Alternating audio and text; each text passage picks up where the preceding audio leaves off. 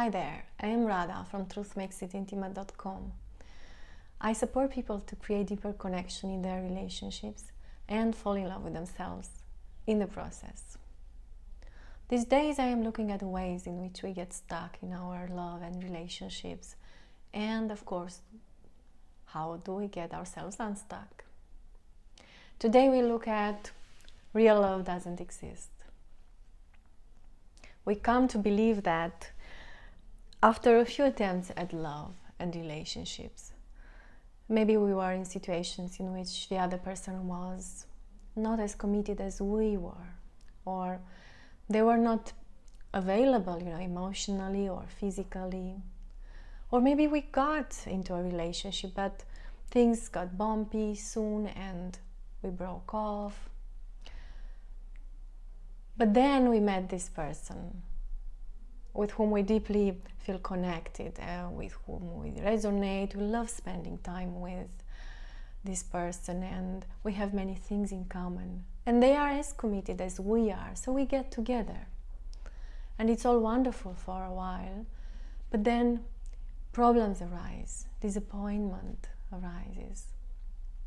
And that's where we go, man, real love doesn't exist. Now I know that place, I have been there, and I know that we go one of two ways. It's either, oh, I'm just gonna settle here. I mean, it's half satisfying, but what's the point of looking further? Or we go the rebel kind, like, oh, screw this whole love thing. It doesn't exist. I'm out of the game forever. But I also know that neither of this actually sits well with us, because deep inside we still feel the longing for love, we still feel the longing for connection. And when we feel that, but our life on the outside doesn't reflect that, it's quite a painful place to be. Now the question is, do we have to live in that place? And I know there are people who live in that place for the rest of their lives. But in my world, we don't. And that's why I created this video. I wanted to share with you a different perspective. Because I think we were played a trick. By Hollywood maybe, or by magazines, I don't know, the whole society. So when we say real love doesn't exist, when we come to that place, at the core of that, there is an unspoken belief that, one, we are supposed to meet the perfect partner. Second, with that partner, we will not have problems. There will not be disappointments. Third, that is real love. All right? And the reality is completely different. In my experience, that's not the case at all. First of all, there isn't such a thing as the perfect partner.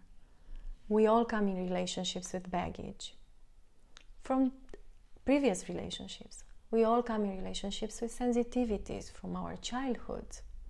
We bring them in. We will not be there for the other all the time, and they will not be there for us all the time. Second, problems will arise. It's the sensitivities we bring which collide, and then problems. Third, that doesn't mean we don't experience real love.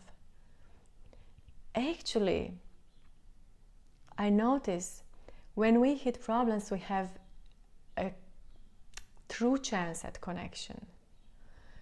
Of course we connect by having fun and thrills and so on, but we connect much deeper when we hit problems and we get to see each other in a new way.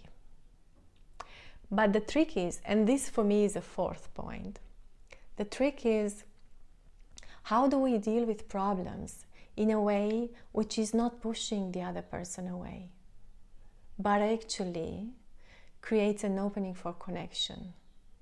That is the trick. If you're still with me by now, you're probably wondering, okay, so how do I do that? And of course there is a lot to say, and my whole work is about that. But I'm going to give an example, and I believe it's going to drive the point home. Let's say I'm in a relationship in which I feel at some point that I'm not supported in my work. I'm not encouraged. You know, the other day I came home and I said to my partner, you know, I did this amazing report.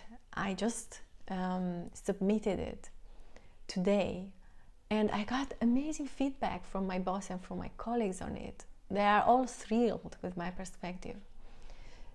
So I come with this, and then he just looks blank at me, doesn't say anything, or even changes the subject, or even is a little bit ironic about it. You know, so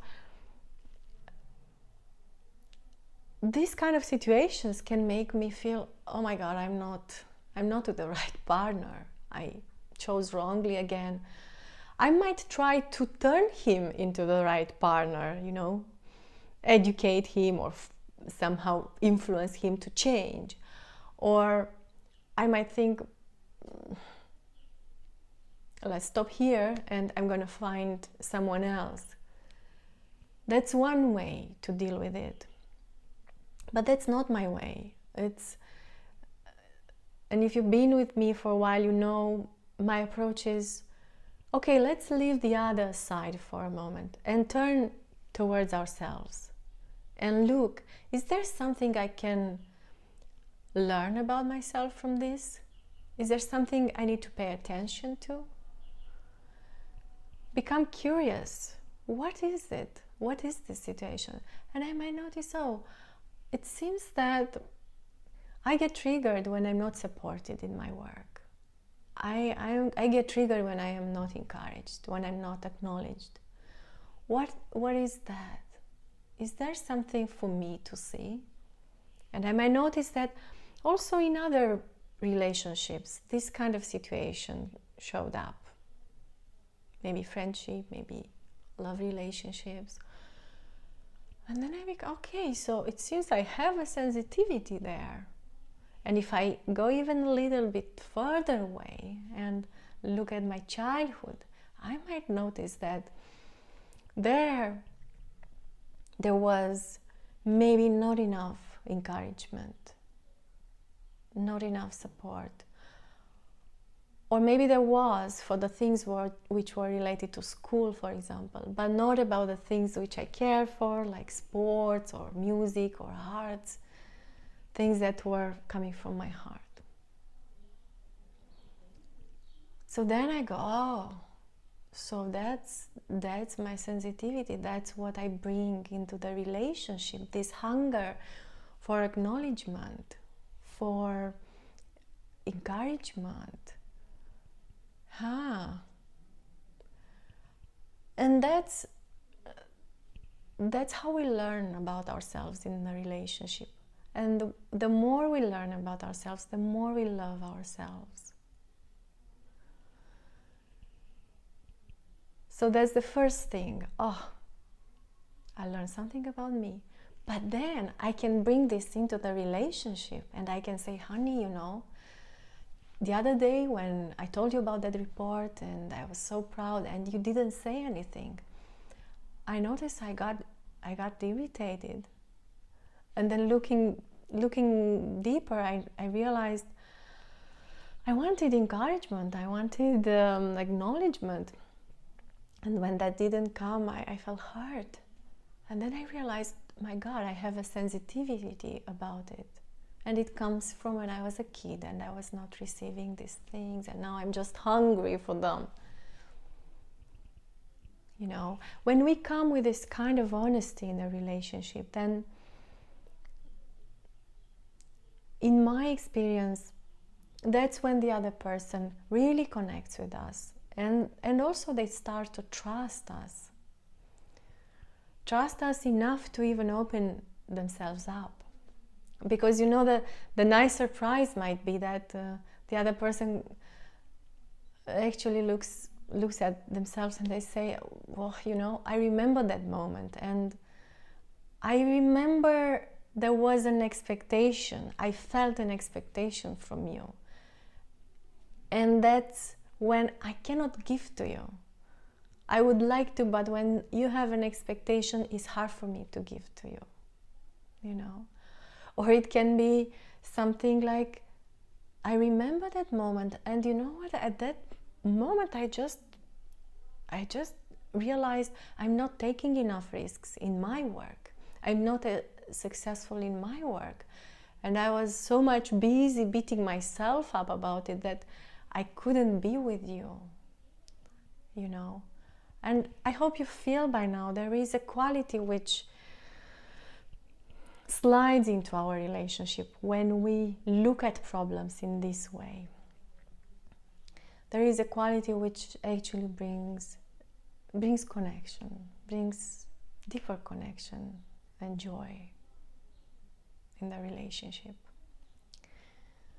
That's what I had to say today, and I hope you found it useful, and if so, hope to see you soon. Thank you.